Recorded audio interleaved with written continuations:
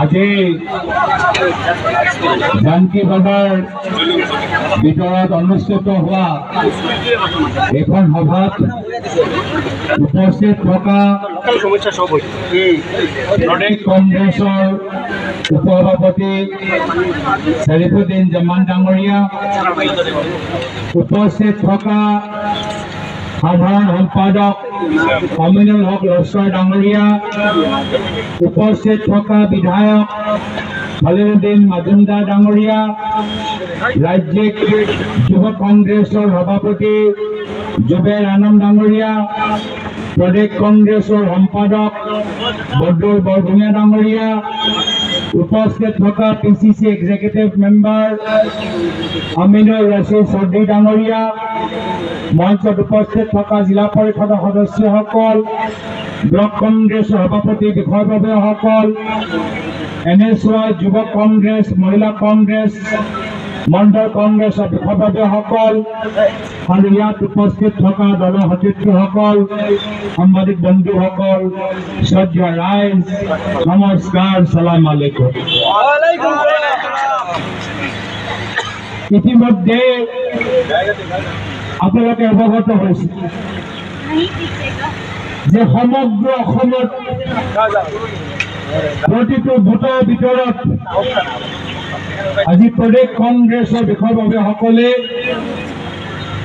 মানুহৰ লগত আলোচনা কৰি তেওঁলোকৰ কি সমস্যা বুজি এই সমস্যাবোৰ এটা অনলাইন পৰ্টেল আসাম জাষ্টিছ যোগেদি ৰেকৰ্ড কৰি আছে। আৰু আমি আপোনালোকক কথা দিছো যে আজি দিনটোত সমগ্ৰ অসমৰ ভিতৰত যিমানবোৰ সমস্যা, খোৱা পানীৰ সমস্যা, ৰাস্তাৰ সমস্যা, শিক্ষাৰ সমস্যা, যিমানবোৰ সমস্যা আমি এই আসাম জাষ্টিছ অনলাইন পৰ্টেল ওপৰত ৰেকৰ্ড কৰিম। অহা বছৰ যেতিয়া বিধানসভা নিৰ্বাচন হ'ব, কংগ্ৰেছৰ নেতৃত্বৰ চৰকাৰ হোৱাৰ পিছত আমি এই গোটেইবোৰ সমস্যা অহা বছৰ যেতিয়া আমাৰ কংগ্ৰেছৰ নেতৃত্বৰ চৰকাৰ হ'ব, আমি এই গোটেইবোৰ সমস্যা আজি যি আসাম জাষ্টিছ অনলাইন পৰ্টেলত ৰেকৰ্ড কৰা গ'ল, আমি সেইবোৰ সমস্যা আমি সমাধান কৰিম। আজিৰ তাৰিখত বৰ্তমান বিজেপি চৰকাৰ দুখীয়া মানুহক পাহৰি গৈছে।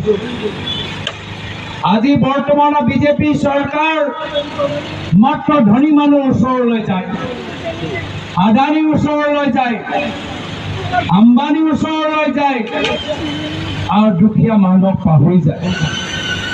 আজি যিমান আমাৰ চৰকাৰী কৰ্মচাৰী, যিমান আমাৰ শিক্ষকসকল আছে, যিমান স্থানীয় ঠিকাদাৰ আছে, যিমান আমাৰ আশা কৰ্মী, অংগনৱাড়ী কৰ্মীখিনি আছে, যিমান সৰু দোকান চলোৱা মানুহবোৰ আছে, সকলোকে বৰ্তমান বিজেপি চৰকাৰ পাহৰি গৈছে।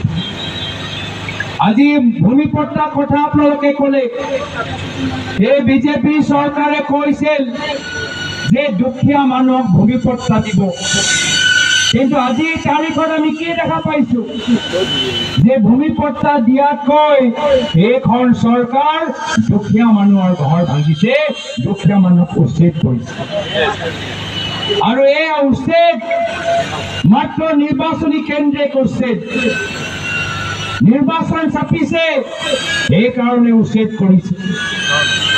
আজি আমি সুধিবলৈ বিচাৰো যে তোমালোকে বসুন্ধৰা 1, বসুন্ধৰা 2, বসুন্ধৰা 3 যে তোমালোকে ওলালা, এই বসুন্ধৰা 1, 2, 3 ভিতৰত কিমান দুখীয়া মানুহক ভূমিপট্টা দিলা? তেওঁলোকে দিব পৰা নাই। তাৰ বিপৰীতে আজিৰ তাৰিখত বিজেপি মন্ত্ৰী, বিজেপি বিধায়ক নিজৰ পৰিবাৰৰ নামত, নিজৰ ভায়েকৰ ককায়েকৰ নামত আজি চাৰিওফালে পাট্টা কিনি আছে, ভূমি কিনি আছে, মাটি কিনি আছে।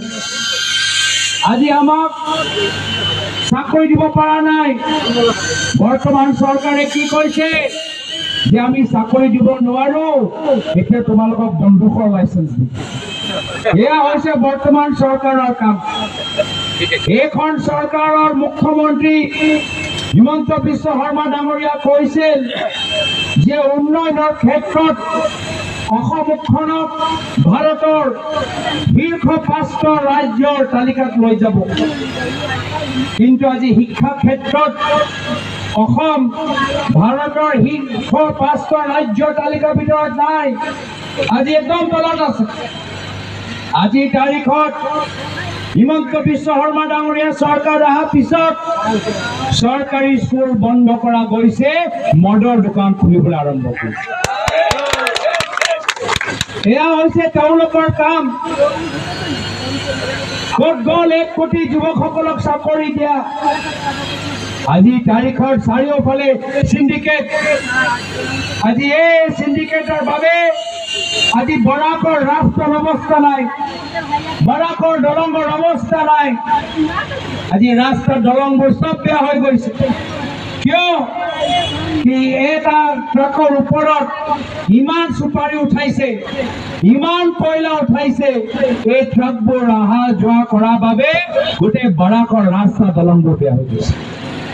আজি প্ৰত্যেক ক্ষেত্ৰত সিন্ডিকেট, আজি সুপাৰি সিন্ডিকেট চলাই আছে।